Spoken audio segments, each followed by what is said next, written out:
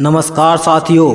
श्री कृष्ण कहते हैं कि भक्ति में अगर मन लगने लगे तो आपने भगवान को नहीं बल्कि भगवान ने आपको चुना है।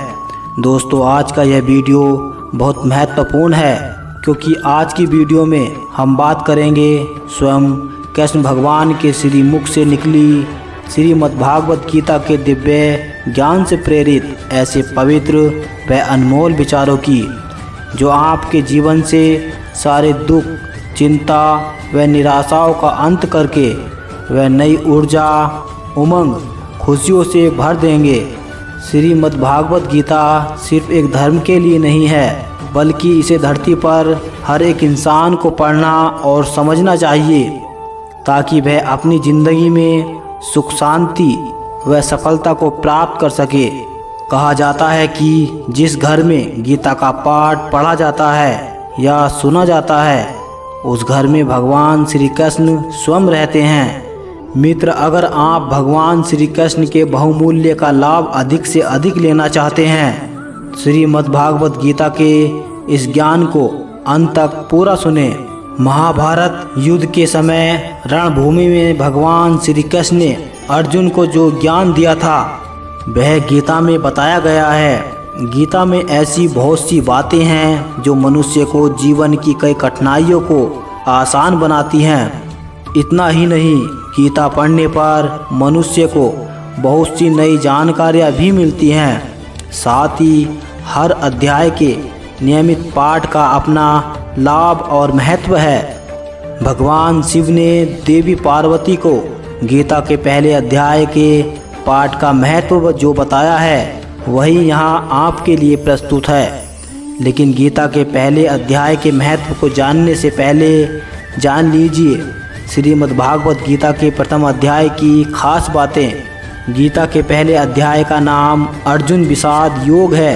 इस अध्याय में कुरुक्षेत्र के मैदान में उपस्थित बंधुओं और संबंधियों को सामने देखकर अर्जुन के मन में उठे विषाद और मन स्थिति का वर्णन किया गया है, जिसे संजय धृतराष्ट्र को बताते हैं। एक समय पार्वती जी ने पूछा, महादेव जी, किस ज्ञान के बल पर संसार के सब लोग आपको शिव कहकर पूछते हैं? मृगछाला ओढ़े और अपने सभी अंगों में शमशान की विभूति लगाए, गले में सर्प और नरमुंडों की माला पहने हुए हो, इनमें तो कोई भी पवित्र नहीं, फिर आप किस ज्ञान से पवित्र माने जाते हैं?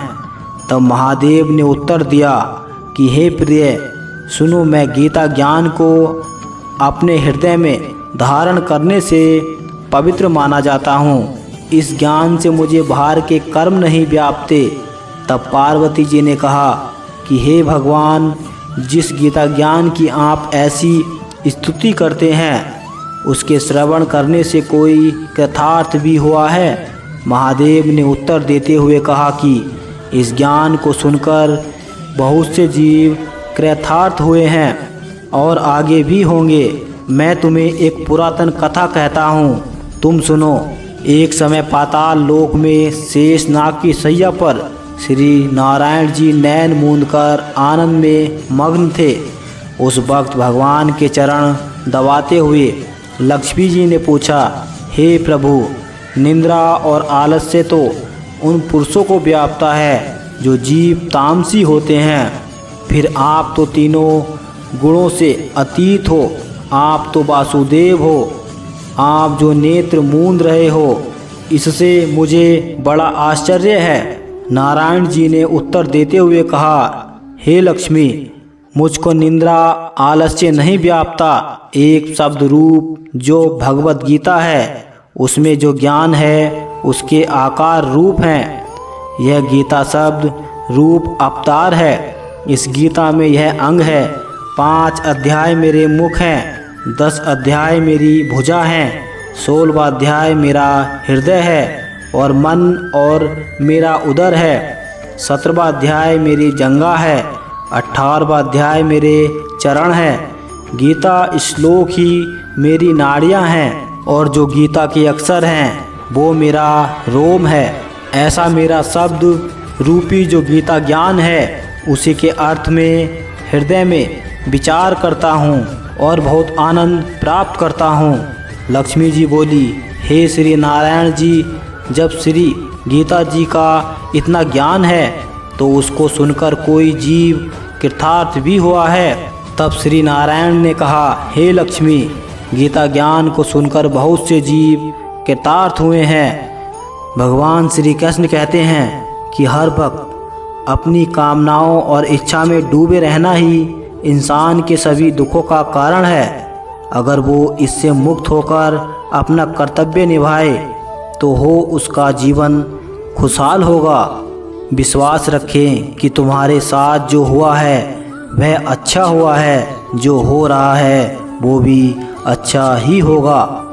जीवन का आनंद न तो बीते हुए कल में है और न ही भविष्य में है। जीवन का आनंद तो आज को जीने में है, बल्कि अभी जीने में है कि अभी आप कैसे जी रहे हैं। यदि कोई इंसान जो चाहता है उसे विश्वास के साथ करता है तो वह जो चाहे बन सकता है।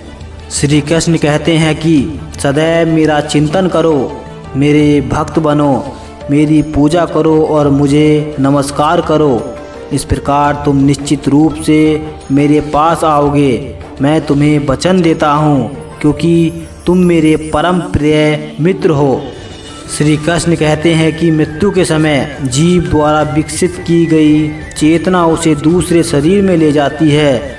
यदि जीव ने अपनी चेतना पशु जैसी बना रखी है तो उसे पशु शरीर प्राप्त होना निश्चित है।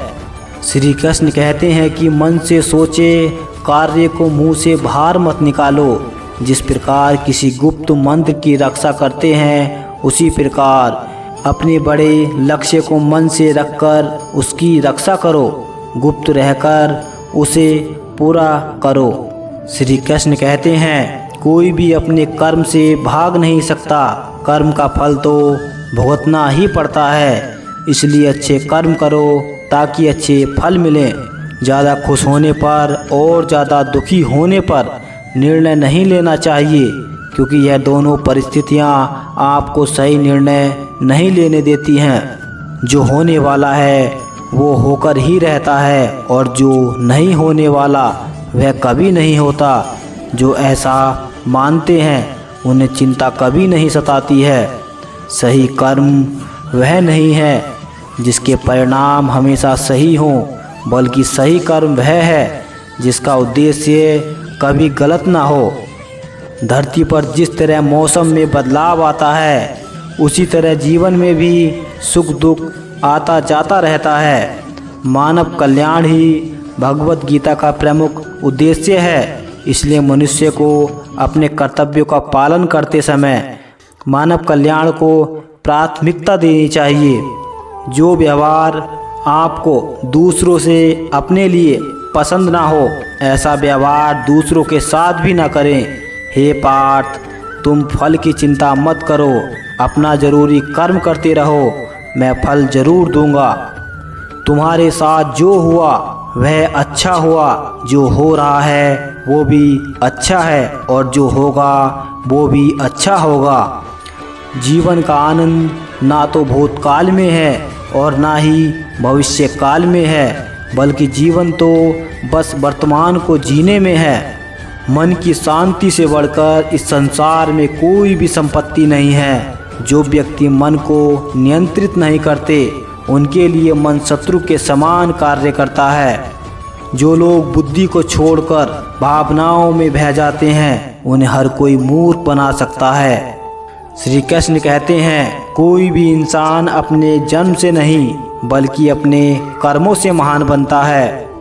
सदैव संदेह करने वाले व्यक्ति के लिए प्रसन्नता न इस लोक में है न ही कहीं और। जब इंसान अपने काम में आनंद खोज लेता है, तब वे पूर्णता प्राप्त कर लेता है। व्यक्ति को अपने इंद्रियों को बस में रखने के लिए बुद्धि और मन को नियंत्रित रखना होगा। इंसान हमेशा अपने भाग्य को कोसता है, यह जानते हुए भी कि भाग्य से भी ऊंचा उसका कर्म है, जिसके स्वयं के हाथों में है। इस दुनिया में कोई भी पूरी तरह से सही नहीं है। इसीलिए लोगों की अच्छाइयों को देखकर उनके साथ अच्छे रिश्ते बनाएं। श्री कृष्ण कहते हैं, जब हमारा मन कमज़ोर होता है तब परिस्थितियाँ समस्या बन जाती हैं, और जब हमारा मन कठोर होता है तब परिस्थितियाँ चुनौतियाँ बन जाती हैं। जब हमारा मन मजबूत होता है तब परिस्थितियाँ अवसर बन जाती हैं। अगर आप अपनी गलतियों से कुछ सीखते हो तो गलतियाँ सीढ़ियाँ बनती हैं, और अगर नहीं सीखते हैं तो गलतियाँ सागर हैं। फैसला आपका है, चढ़ना है या डूबना है। श्री कृष्ण कहते हैं, जो जितना शांत होता है वो उतनी ही गहराई से अपनी बुद्धि का प्रयोग कर सकता है। निंदा से घबराकर अपने लक्ष्य को न छोड़ें, क्योंकि लक्ष्य मिलते ही निंदा करने वालों की राय बदल जाती है। श्री कृष्ण कहते हैं, सबसे समझदार इंसान वही है जो सफलता मिलने पर अहंकार में नहीं आता और असफलता में गम में नहीं डूबता। नकारात्मक विचारों का आना तय है, लेकिन यह आप पर निर्भर करता है कि आप उन्हें महत्व देते हैं या फिर अपने सकारात्मक विचारों पर ही ध्यान लगाए रहते हैं। श्री कृष्ण कहते हैं, जो इंसान सभी इच्छाएं त्याग देता है उसे शांति की प्राप्ति होती है। श्री कृष्ण अर्जुन से कहते हैं, प्रत्येक बुद्धिमान व्यक्ति को क्रोध और लोभ त्याग देना चाहिए, क्योंकि इससे आत्मा का पतन होता है। जो आपका है वो आपको मिलकर ही रहेगा, फिर चाहे उसे छीनने के लिए पूरी कायनात एक हो जाए। श्री कृष्ण जी अर्जुन से कहते हैं, हमेशा याद रखना, बेहतरीन दिनों के लिए बुरे दिनों से लड़ना पड़ता है। प्रेरणा का सबसे बड़ा स्रोत आपके अपने विचार हैं, इसलिए बड़ा सोचें और खुद को जीतने के लिए हमेशा प्रेरित करें। श्री कृष्ण अर्जुन से कहते हैं, अच्छे कर्म करने के बावजूद भी लोग केवल आपकी बुराइयां ही याद रखेंगे, इसलिए लोग क्या कहते हैं इस पर ध्यान मत दो, आप सिर्फ अपना कार्य करते रहो। श्री कृष्ण गीता का ज्ञान देते हुए अर्जुन को कहते हैं, नरक के 3 द्वार हैं, वासना, क्रोध और लालच।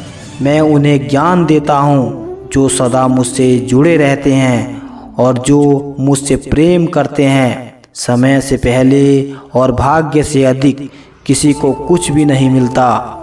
इंसान अपने विश्वास से बनता है, जैसा वो विश्वास करता है वैसा वो बन जाता है।